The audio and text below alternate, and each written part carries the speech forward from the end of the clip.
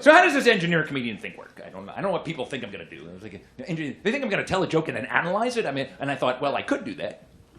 So let's do that. What the hell? Let's do that. So here we go. This is actually a joke I wrote several years ago. I was hired by the American Association of Physicists. Yeah, the dream gig for any comedian, right there. And this is a true story. It's like 1991. I was hired to play their annual convention, and they said, "Can you make physics fun?" And I'm like, well, there's a challenge.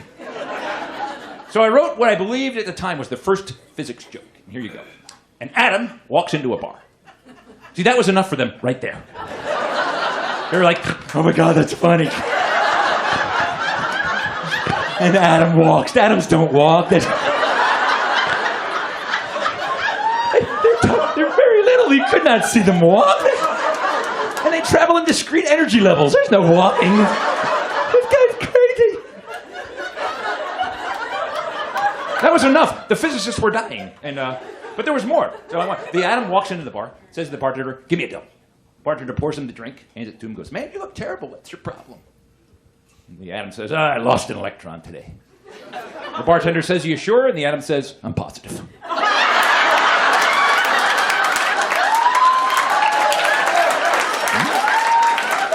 Is that not a great physics joke? If you play a physics convention, please feel free to use it.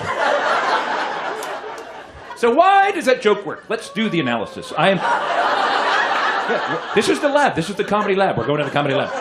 So I'm going to a Venn diagram analysis of the joke. Okay.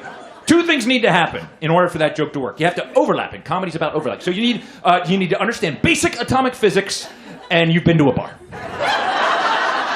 And that overlap turns out to be 72%. Now, this is a true story. I'm telling this joke one night on stage. It was up in the Bay Area, actually. And some guy happens, right in the front row, is drunk, and he happens to be a chemist. And he's like, "That's not a physics joke, that's a chemistry joke." It's not physics, chemistry. I'm getting technically heckled.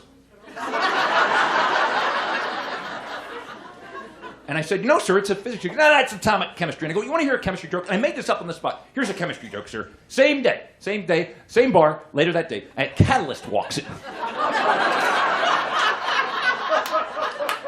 The bouncer stops him and goes, hey, where do you think you're going?" He goes, "I'm going to get a drink." He goes, "No, you're not coming in here, Mr. Catalyst. Last time you came in here, you started something." That is a chemistry joke. Thank you. Did you notice? Not as good a response as the Adam joke, though. And here's why. For that joke to work, this has to over. You have to understand reactive chemistry and have been in a bar fight. That's a smaller group. That actually is only about 36%. So the response was not quite as good. Now, sometimes I get jokes that don't get a great response, and I'll give you an example right now. Okay, this is the nerdiest joke I will tell in the whole show. If you don't get this, you should feel good about yourself. It means you have a life. That I wrote this joke tells me I don't have a life. So an electron is driving down the freeway, and a cop pulls him over, walks up to the car and goes, "Do you realize you were doing 88 miles an hour?" And the electron says, "Oh, great, now I'm lost." Perfect response.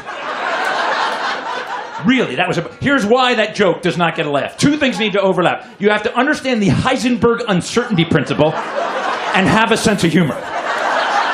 And that overlap is 1%.